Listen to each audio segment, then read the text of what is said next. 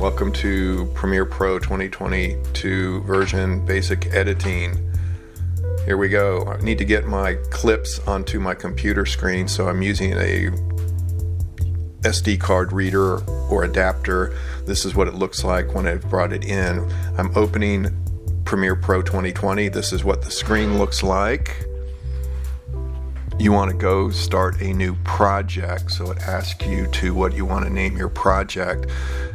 These tutorials will come up on the left side. You'd want to get that out of the way. Click on the little three diagonal or horizontal lines to delete that. This is what this interface screen looks like, with all of the layout, the storyboard, the scene bin, the preview screen.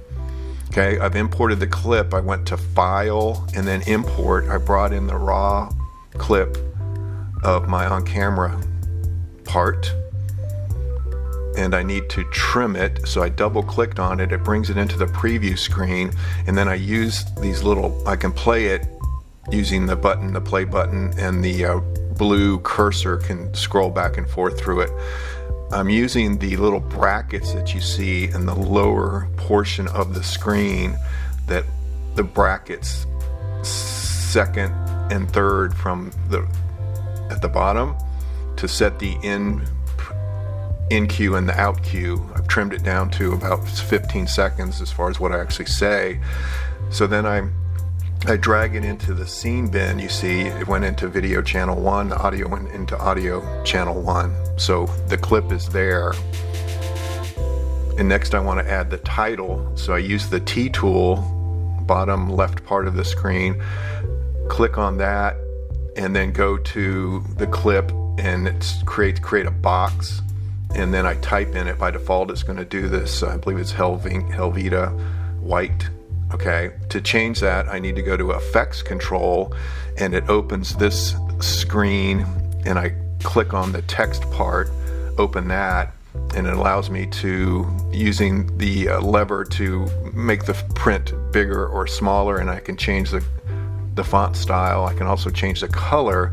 You double click on Appearance there, that top option, and this rainbow of colors opens up. I changed it to yellow, but did okay. I decided I wanted the white to be there. Okay, so there's the title. It's in V2, video channel 2. I can move it, slide it back and forth. I can shorten it or lengthen it. Usually keep the titles up about 5 seconds or so. Next, I brought in music from Incompetech.com, my go-to royalty-free music site.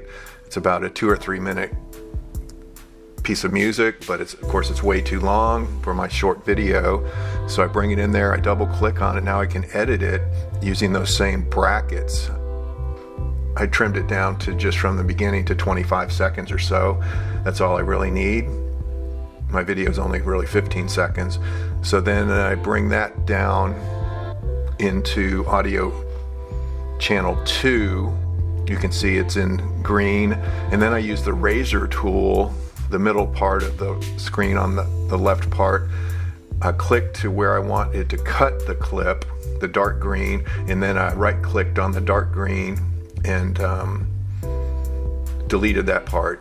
You can also click on the audio clips and use a menu opens, use audio gain to raise or lower your volume. I entered -5 to lower it down a little bit. Now I want to fade out the music. I open the effects menu, effects at the top, and enter the word crossfade. Crossfade, you can see it better here. Exponential fade opens, and I just drag that over to the end of the clip, and it just fades out the last 2 or 3 seconds. It's a nice polished effect you can do. Now I'm ready to export, so I go to the top and enter the export screen. It's all pretty much preset. You enter your file name, what you want to call your video, and where you want it to save it to on your computer, and then do export, lower right blue button. Okay, so this is a short video.